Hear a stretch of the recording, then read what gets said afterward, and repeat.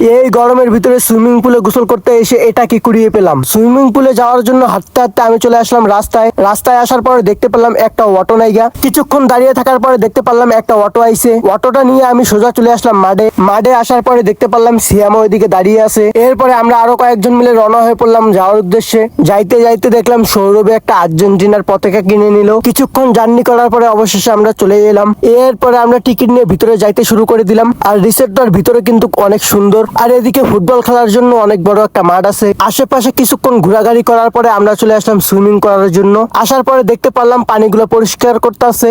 এর জন্য ভাবলাম আশেপাশে আরেকটু ঘোরাঘুরি করি। আমরা জানতাম না যে এই রিসোর্টের মধ্যে একটা বড় সিনেমা হল আছে, তাই সবাই মিলে সেটা দেখার জন্য চলে গেলাম। সিনেমা হল থেকে যখনই বের হয়ে একটু চেয়ারে বসলাম, আর তখনই দেখতে পারলাম একটা কানের দুল পায়ের নিচে পড়ে আছে। এদিকে আমরা ঘোরাঘুরি করতে করতে দেখি পানিও পরিষ্কার হয়ে গেছে। এর জন্য আমি পানিতে নেমে গোসল করা শুরু করে দিলাম। আর তোমরা যদি এই রিসোর্টের ফুল ভিডিও দেখতে চাও তাহলে চ্যানেলটিকে সাবস্ক্রাইব করে পার্ট 2 লিখে কমেন্ট করো।